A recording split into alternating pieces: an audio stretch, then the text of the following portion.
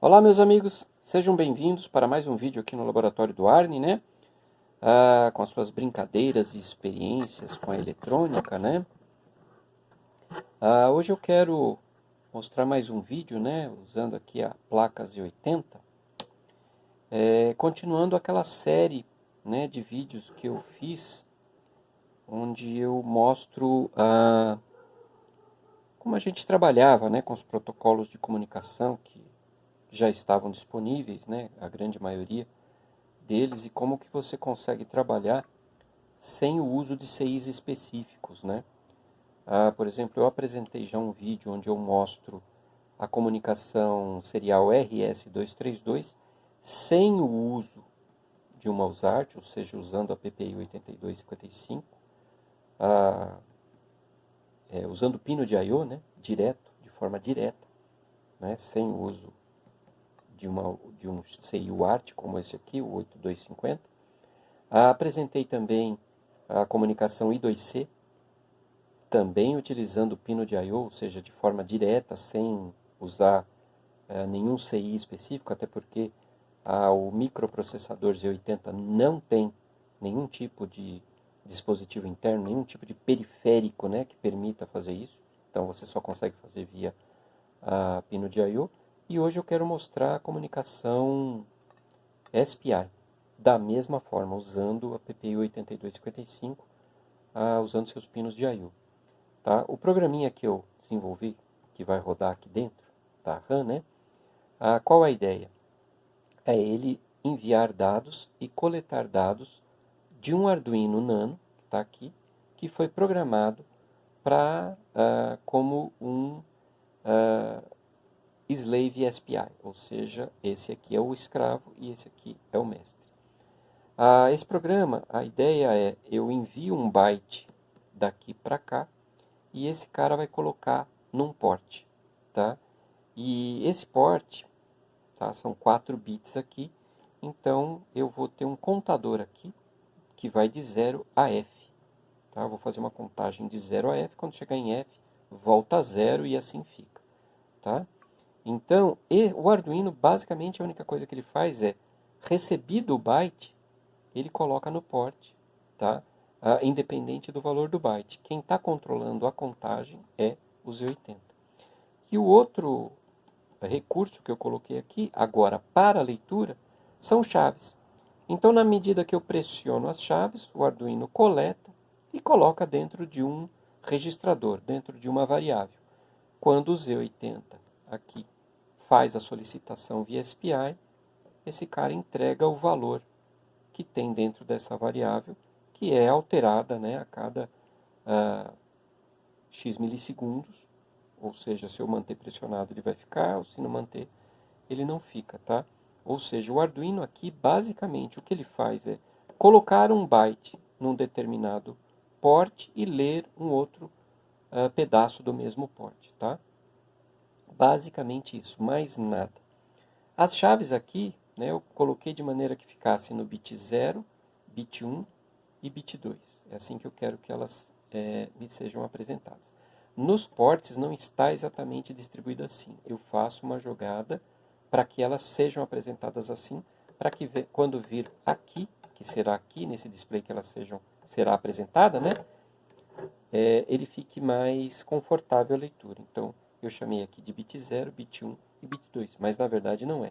Aqui seria o bit 5, bit 6 e bit 7. É que eu faço um shift até chegar onde eu quero, para ficar 0, 1 e 2. Então, os valores lidos seriam 1, 2 e 4. Ok? Vamos lá nessa demonstração, né? E mais tarde, no vídeo, eu vou fazer uma breve explanação sobre o SPI e também sobre o programa. O programa já está na memória, é só rodar. Comecei a rodar, então a gente já vê a contagem ali bem rapidinho, né? Que eu estou com o tempo aqui, ó, para envio, né? Tá a cada 250 milissegundos eu envio um novo valor ali. E antes de enviar o valor, eu leio o port. Então, aquele tempinho que eu falei, né, de milissegundos, são 250 milissegundos.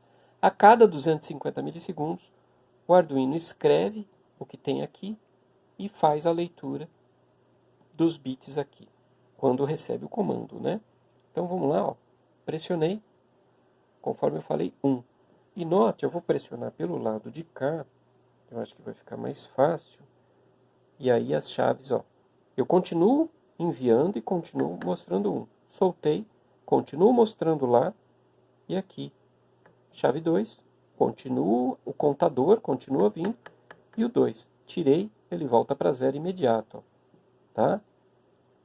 Porque é o tempo das Z80 que está fazendo isso, ok, senhores? E aqui é a chave 4. Posso pressionar duas chaves e eu vou ter a combinação, né? Bits 1, 0, 1, eu tenho o quê? 5. Bits 1, 1, eu vou ter o quê? 3. Se eu tiver bit 1, 1, 0, eu tenho o quê? 6. E se eu pressionar todas, essa é a parte mais complicada, mais difícil de fazer, porque é aí que eu apanho, né? Eu primeiro tenho que conquistar 3 ali, e aí 7. Todas as chaves pressionadas, 7. Né? 1, 1, 1. E vamos lá. E é isso aí. Senhores, bem simples, né? A comunicação SPI é bastante poderosa. Existem muitos conversores ADs, memórias, inclusive memórias flash, que operam com o protocolo SPI. Tá? Muitos periféricos, muitos dispositivos operam com protocolo SPI. Compreendendo, né, o que eu vou detalhar a seguir, você consegue implementar o protocolo SPI em qualquer processador, microprocessador ou microcontrolador, tendo ele ou não o recurso. Claro que quando o microcontrolador, como é o caso do Arduino, que tem aqui um ATmega 328, tem um recurso como esse, ou seja, ele tem um periférico SPI, fica tudo muito simples. Basicamente você o programa e acabou, ele vai fazer tanto a parte de slave quanto a parte master. Porém, quando você não tem, ou quando aqueles pinos de I/O já estão ocupados com outra coisa, você pode implementar da mesma forma que eu implemento aqui, você consegue trazer a ideia para esse microcontrolador ou qualquer outro, ok? Bom, vamos lá dar uma olhada primeiro na parte teórica e depois no programa para ver como a coisa funciona. Olá, senhores. Vamos lá falar um pouquinho sobre a teoria, né, do protocolo de comunicação SPI. Ele foi desenvolvido pela Motorola em 1979, tá? O SPI, né, Serial Peripheral Interface, ele é um protocolo de comunicação serial síncrona, tá? Pensado para servir entre periféricos a uma curta distância, tá? E é muito utilizado, claro, em sistemas embarcados. Tá? Ele segue a arquitetura mestre-escravo, tá? Só que em modo full duplex, diferente do I2C, que é half duplex. O I2C também segue, né, a arquitetura mestre-escravo, assim como o SPI, porém ele aqui é full duplex. Eu aqui coloquei, né, comunicação de até 4 MHz, ou seja, seria 4 megabits, mas hoje você tem dispositivos que alcançam facilmente 10, 20 megabits, ou seja, nós estamos falando de dispositivos que chegam até 20 MHz. Esse barramento às vezes é chamado de barramento 4 fios, né? O barramento SPI às vezes é chamado de barramento 4 fios, né? Porque ele usa, né, os 4 pontos de comunicação e controle que eu vou mostrar um pouquinho mais à frente. Um outro detalhe é que ele não requer endereço do slave, ou seja, endereço do escravo, o que é uma vantagem e também considerada, né, uma desvantagem, porque a seleção é feita via pino de I/O. Então aqui estaria uma das desvantagens, né? Isso eu vou mostrar também um pouquinho mais para frente. Continuando, né, o modo de conexão, desculpa, entre mestre e escravos. Aqui a gente já pode ver, tá, a ideia dos 4 fios aqui, tá, do que a gente colocou, né, o barramento 4 fios ou barramento 4 pontos, né. Nós temos um ponto para envio do clock por parte sempre do mestre. Escravo não tem nenhuma chance de modificar clock, tá? Nós temos o MOSE, pino de MOSE, que é entendido, né, deve ser lido sempre como Master Out Slave In, ou seja, é o pino que o mestre usa para enviar dados para o escravo, tá? Nós temos o pino MISO, ou Master In Slave Out, ligado aqui também, e temos o pino de Slave Select, tá? Que é a seleção do slave que você deseja trabalhar. Aqui você tem um barramento com 3 slaves, então você tem 3 pinos de I/O controlando cada um dos slaves. Note que todos os pontos de clock, MOS e MISO estão conectados entre todos eles, com exceção dos pinos aqui, né, de seleção, que cada um vai ter o seu próprio, ok? Ó, dá para anotar isso aqui. Um detalhe importante na conexão, senhores, é o seguinte: o pino de MOSE do lado mestre, liga-se ao pino de MOSE do lado slave. Não há inversão aqui, tá? Porque o master out slave in aqui no mestre é o mesmo. Aqui também é master out slave in, ou seja, aqui é onde entra. E aqui o MISO, ou seja, master in slave out, também é o mesmo aqui, porque aqui é master in, tá? Então é um detalhe que deve ser observado na conexão desse tipo de dispositivo, ok? Nós vamos para a famosa polaridade fase do clock, que é o que determina o modo de uso. Isso é importante, senhores, porque cada dispositivo SPI pode se apresentar utilizando um desses modos. O que esses modos determinam é a polaridade e a fase do clock, ok? Esse N, tá, é o negado da fase. Alguns chips mais antigos usam. Hoje em dia, a maioria usa apenas isso. Você apenas tem que controlar a polaridade e a fase do clock. O que é a polaridade e o que é a fase do clock? A polaridade, ela determina se você o clock vai ser dado com pulso alto ou com pulso baixo. Quando ele é dado com pulso alto, o descanso, o idle dele é sempre embaixo. Quando ele é dado com pulso baixo, o idle dele está sempre no alto, ok? Então, polaridade 0, eu sei que o pulso de clock, o descanso é em low e o pulso acontece em high. Com a polaridade em 1, eu sei que o descanso dele é em alto e o pulso vai sempre ser em 0, ou seja, vai para baixo aqui. E aí o que determina fase é o seguinte, senhores, é o momento onde eu vou ler, tá, cada um o dado. Quando a fase é 0, significa que eu entregando o bit aqui, ó, nesse início de borda, tá? Seja ela subida ou descida. Com a fase 0, eu estou sempre aqui, ó, tá? Nessa linha aqui. Já quando a fase é 1, é ao contrário, ok? Quando a fase é 1, eu estou ou na borda de descida para a polaridade 0 ou na borda de subida para a polaridade 1, ok? Notem, senhores, que o modo, né, de SPI 0 e 1 vão trabalhar sempre com a polaridade em 0. Então, o modo 1, eu estou sempre com o clock desta forma aqui, ó. Ou seja, descanso embaixo e o clock sempre subindo, tá? O que vai mudar é apenas a fase, entregando o bit de dado na subida ou na descida, ou seja, no início ou no fim aqui da transição do clock, ok? Pode olhar aqui, é onde eu tenho os bits disponíveis. Já para o modo SPI 2 ou 3, a polaridade do clock é sempre 1, ou seja, eu estou trabalhando com o descanso em alto, em nível lógico alto, e o pulso vindo para 0. E aí eu tenho a fase me dizendo se eu estou lendo no início do pulso de clock, ou seja, aqui a borda de descida, ou na borda de subida para a fase 1.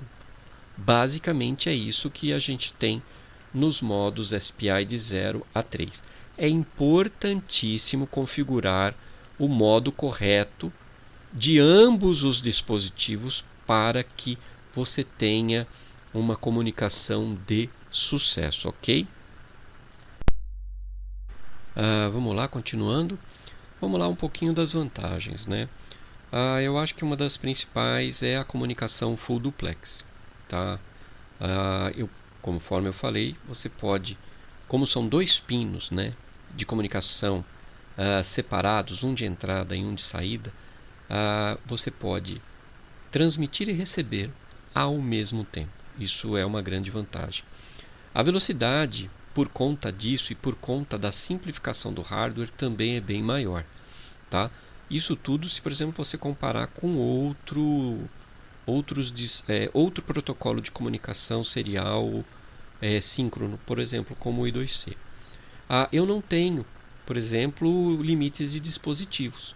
Eu posso colocar quantos dispositivos eu achar que preciso dentro do meu hardware, que sejam SPI, e eu não vou ter limite, aquele limite, por exemplo, que o I2C tem por conta dos seus endereço, né, o seu registrador de endereço, que geralmente tem 7 bits, né? Uma outra questão é o tamanho variado de mensagens, né? Eu não preciso, posso trabalhar com mensagens de 3 bits, mensagens de 4 bits, 6 bits, eu posso trabalhar com mensagens de 10, 12 bits e posso trabalhar com mensagens com muitos bits, por exemplo, né? Sem aquele trabalho de vou ficar preso em 8 bits, por exemplo. O hardware ele tem uma interface relativamente simples, conforme eu mostrei aqui, né? Bem simplesona mesmo, tá? E a implementação de software também é simples, conforme eu vou mostrar um pouco mais à frente no programa, ao descrever o programa, né? Agora, claro, ele tem as desvantagens. Ele requer mais pinos de I/O, por exemplo, que o I2C, tá? O I2C usa apenas 2 pinos de comunicação, que seria o clock e o dado, né? O pino de dado é tanto de entrada como de saída para todos os dispositivos. Eu não teria aqui, por exemplo, no I2C, o Slave Select. Então, por exemplo, se eu usar 10 dispositivos I2C, eu vou ter apenas 2 fios. Mas se eu usar 10 dispositivos SPI, eu vou ter os 3 pontos de comunicação e mais 10 pinos de seleção dos CIs, né? Ou seja, seriam pelo menos 13 pinos de I/O. Óbvio que usando uma lógica digital razoavelmente simples, um chip, por exemplo, como um 74LS ou HC138, você conseguiria fazer a seleção ali de pelo menos 8 CIs usando um número menor de pinos de I/O, tá? Tudo tem um jeito, ok? Mas é uma desvantagem porque você vai precisar, né, de mais pinos de I/O. Um outro detalhe é como você tem os CIs, pode ter CIs, né, ou dispositivos trabalhando com modos diferentes, os escravos com modos diferentes. Cada vez que você for ler um escravo diferente, antes de fazer a seleção, você tem que reconfigurar, por exemplo, né, tanto a polaridade quanto a fase que você vai trabalhar no clock. Se você faz isso manualmente, é fácil, é simples. Mas quando a gente está trabalhando, por exemplo, com registradores internos de um microcontrolador qualquer, não é. Eventualmente exige até a reinicialização ou do dispositivo SPI presente no microcontrolador ou até do microcontrolador. E isso não é nada confortável, de se fazer. Você não tem a comunicação, não existe a presença, não existe comunicação sem presença do mestre. Porque é o mestre que controla o pino de chip select, de slave select, desculpa, ou chip select, né, como quiser. É ele quem controla. Você não tem um slave controlando isso. Então, por exemplo, no I2C você poderia ter um microcontrolador que ora é slave, ora é mestre. Você consegue fazer essa mudança e ele consegue fazer a leitura de algo de um outro CI, caso você queira, e depois voltar ao estado natural, tá? E isso, o I2C, como tem a verificação de erro, você consegue garantir isso. Aqui você não tem, né? Eu já me adiantei aqui. E você também não tem um ACK do slave, tá? Ou seja, você está enviando uma quantidade de bits, mas como o slave não diz ACK, nem não tem um ACK para dizer se recebeu ou se não, você pode estar transmitindo para nenhum dispositivo sem saber.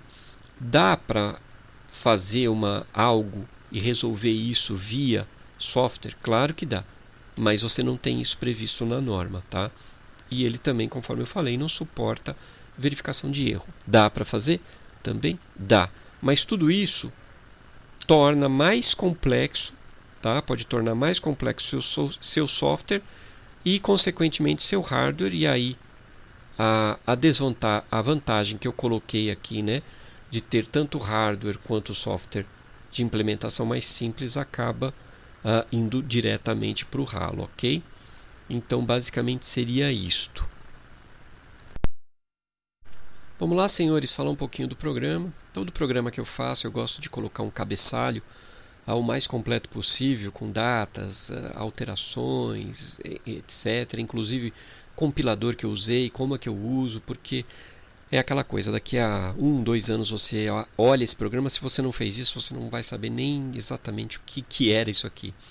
Inclusive os pinos de I/O, tá? Como eu tenho um Arduino do lado, né, do outro lado, eu implementei aqui os pinos, né, do Arduino Nano que eu estou usando, conforme ele está ligado aqui na minha PPI 8255 da placa, e a descrição, né? Eu começo com a inclusão de um arquivo que, na verdade, traz as definições de endereços e outros da minha placa, ou seja, são específicas da minha placa e do programa monitor, né? Algumas definições, algumas declarações de constante genéricas que eventualmente eu uso ou não, mas eu não tiro. Os comandos para o Arduino, apesar de eu não precisar de registradores, eu quis incluir um comando, ou seja, sempre que o Arduino recebe FE, ele entende como escrita.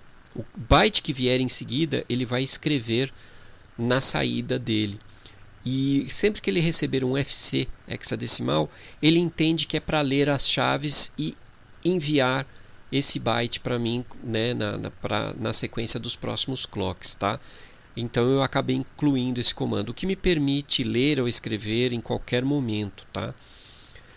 Aqui estão os pinos, as declarações dos pinos, né, 0, 1 e 2, porque é PB0, PB1 e PB2 e PC0, né? No caso aqui para SS, MOSE, o clock, que seria o SCK, e MISO, né? A inicialização, né, onde o programa começa, que ele começa em 8000, por conta é um programa que está rodando na RAM. Aqui é uma novidade, né, que eu consigo agora rodar, né, eu consigo executar também, ou na verdade não, o nome certo é tratar interrupções. Então o meu programa monitor agora, quando eu estou rodando um programa na RAM, ele vai desviar sempre para esses endereços, e agora eu consigo ter o tratamento adequado das duas interrupções, tanto a int quanto a NMI, certo? Então fica bacana aqui. Aqui endereço de variável, eu começo aqui na main zerando as variáveis, tá? A principal e a mais importante é o status do port B, tá? Eu mando 0, então o clock já fica embaixo, o dado tudo embaixo, inclusive o pino, né, de seleção. Porém, como tem um transistor NPN, eu estou ali invertendo, é lógica invertida. Então eu só seleciono quando eu coloco 1. Faço um tempozinho aqui, né, uma temporização, uma espera ocupada de 500 milissegundos. E em seguida, 0 display. Tá? E aí eu vou começar. Eu começo lendo, né, no registrador C o comando chread, porque eu quero ler, tá? Eu quero ler as chaves em primeiro lugar. E aí eu envio esse comando para, né, o Arduino usando a subrotina sendByte SPI. E em seguida eu vou ler, eu vou receber o byte, porque eu estou mandando, eu vou escrever um byte de comando e em seguida vou ler um byte. Então primeiro eu escrevo o byte de comando para depois ler no caso, o que eu quero, porque eu estou pedindo para ler as chaves. Tá?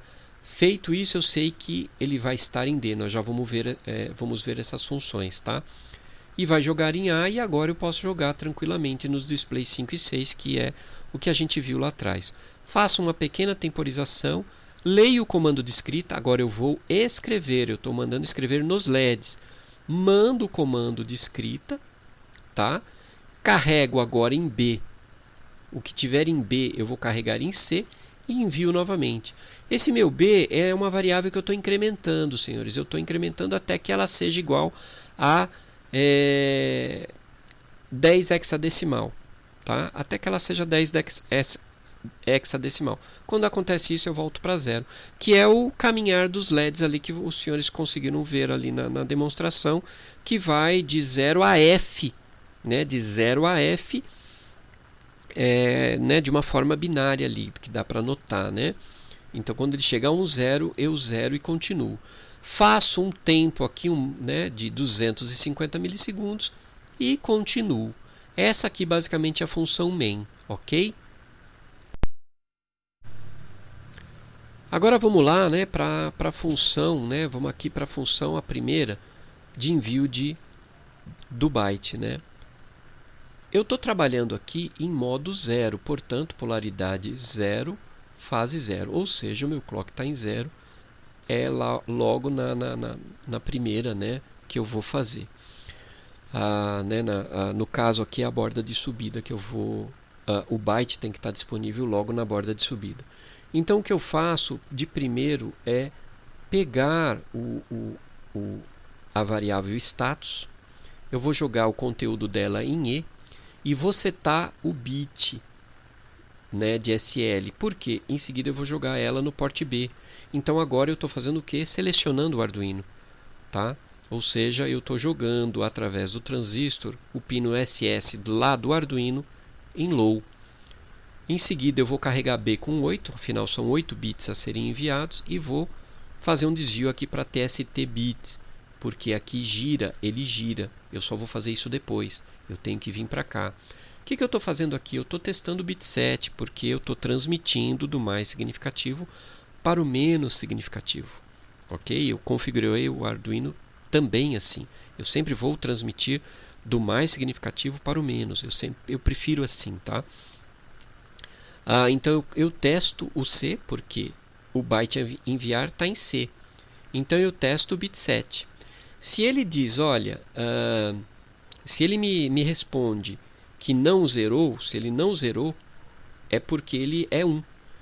Então eu vou fazer o desvio para cá e setar o bit out, que é o bit do MOSI, Master Out Slave In. Né? Do contrário, eu resetaria esse bit. E aqui eu faço o desvio para vir aqui, que é onde eu coloco o bit setado ou resetado no porte B. Tá? Eu vou apenas trabalhar aquele bit.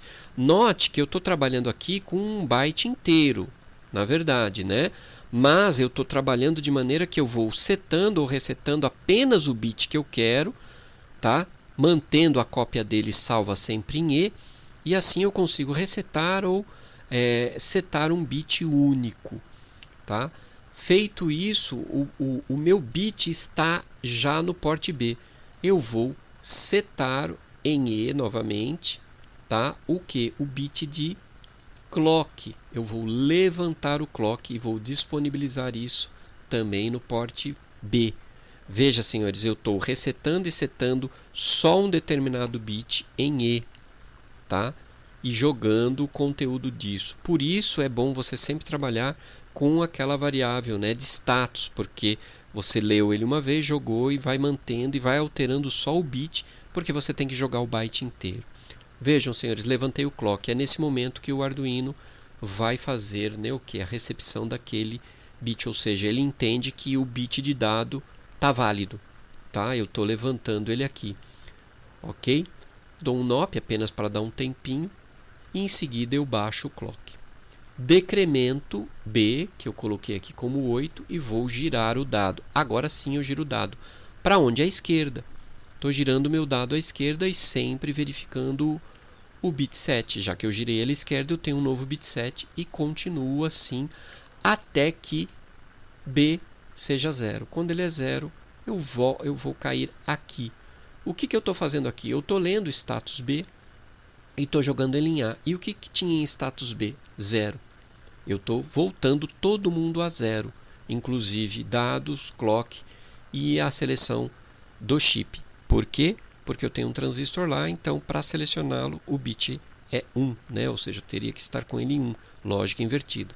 Faça a restauração do registrador HL, em seguida de BC e retorno, ok? Esse é o funcionamento da subrotina de envio. Agora vamos dar uma olhada na subrotina de recepção. A subrotina de recepção também modo 0, né? Então polaridade 0, fase 0, tá? Ok? Eu estou sempre trabalhando na borda o quê? De subida, que é a primeira borda lá, conforme eu expliquei. Vamos lá. Mesma coisa, eu vou ler a variável de status, vou setar o bit, porque eu preciso que o transistor, né, coloque 0 lá para o Arduino, tem um pull-up que vai fazer isso para mim, e vou jogar isso no port. Então já selecionei o Arduino, vou zerar a variável D, porque agora eu vou devolver o byte recebido, vai em D, vai voltar em D, conforme foi visto lá, né, na funçãozinha main. Carrego o B novamente com 8, são 8 bits, e dou uma desviada novamente. Ó, não vou girar, eu vou vir para cá. Ó. Primeira coisa que eu vou fazer é setar o bit de clock. Vou setar o bit de clock, borda de subida, tá? E vou jogar ele aonde? No port B. Bit de clock está setado. Feito isso, eu sei que o bit de dado válido vai estar disponível aonde? No port C. Então eu vou ler o port C inteiro, não tem como ler um bit só. Tudo aqui é byte. Eu mexo os bits que eu quero, né, no caso de uma variável, ou seja, no caso aqui é um registrador que eu estou fazendo, tá? Eu estou mexendo apenas nos bits desse registrador e colocando lá. Aqui eu estou lendo todo o byte, todo o port C, mas eu vou testar apenas um bit, que é o DIN, que é o bit 0, porque o MISO, o Master In Slave Out, está ligado em PC0. Então eu testo se o bit 0, como é que ele está. Se ele for 0, eu simplesmente pulo para cá, porque eu já zerei todo mundo aqui. Eu simplesmente vou pular aqui na continuação do clock, tá? Do contrário, eu vou setar dado in aqui, ó, tá? Que é para mim o bit 0, mas agora de D, da variável que eu quero retornar, tá? Estou setando isso aqui. Agora eu vou abaixar o clock e vou girar. Vou decrementar B e girar. Vou voltar aqui, ó. Quem que eu estou girando? D. Eu setei, caso ela fosse o bit recebido fosse 1 ou 0, eu setei ou resetei esse bit, né? Então eu estou girando ele aonde? À esquerda. Esse cara aqui é 0. Então eu estou girando ele até que o primeiro recebido vá parar aonde? No mais significativo, porque eu estou recebendo primeiro o mais significativo. Então depois eu tenho que ter ele lá no mais significativo. Tá? Resetei o clock, conforme eu falei, vou fazer o decremento e vou ficar fazendo isso aqui, né, até que o meu B seja 0. Notem que por conta do pulo, você vai fazer o giro à esquerda em ambas as funções apenas 7 vezes. Você não vai fazer giro de 8, porque se você girar 8, você vai perder um bit, ok? Terminado isso aqui, ou seja, B vale 0, eu vou fazer a leitura, né, novamente da variável, que estava em 0, e vou jogar ela no port B. Isso me garante o quê? 0 no clock, 0 no dado e no slave select também, porque tem um transistor lá, NPN, que vai desligar. Restauro o HL e o POP. E aí posso fazer o retorno. Conforme podem ver, é um programa extremamente simples, que poderia ter mais coisas, mais dispositivos, mais controle, bastaria implementar. Mas se observar, e os senhores, caso tenham assistido o vídeo, pego a explicação, né, do I2C, vão ver que esse cara é mais simples de operar. Por isso que eu coloquei que uma das vantagens é o software, que é mais simples, e o hardware, que também fica bastante simplificado em relação ao I2C, ok? Porque o I2C eu tenho endereço de registrador, eu também tenho o endereço do próprio dispositivo a ser enviado, eu tenho que ler um ACK, no caso eu posso, né, em alguns casos eu posso ignorar ou não aquele ACK, enfim, tem uma série de complicações que em relação ao I2C que o SPI não tem, por isso ele é mais simples, tá, de se lidar. Bom, senhores, é isso que eu tinha para mostrar no programa. Bom, senhores, era isso que eu tinha para mostrar hoje, né, esse vídeo. Espero que ele seja útil, né, de alguma forma, né, possa ser utilizado. Os programas, conforme eu falei, né, tanto da Z80 quanto do Arduino, estão disponíveis lá no meu site, tá? O link está aí na descrição. Se você gostou, deixa aquele like, né, para dar aquela força no canal. Se não for inscrito, se inscreva, ative o sininho, né, para receber as notificações de novos vídeos e outros, né, que a gente vai sempre divulgando por aqui. Vai ter muita coisa ainda com Z80, Arduino, PIC, STM32, ESP e outros, tá? Bom, senhores, obrigado por assistir até agora, até aqui, né? E até o próximo vídeo.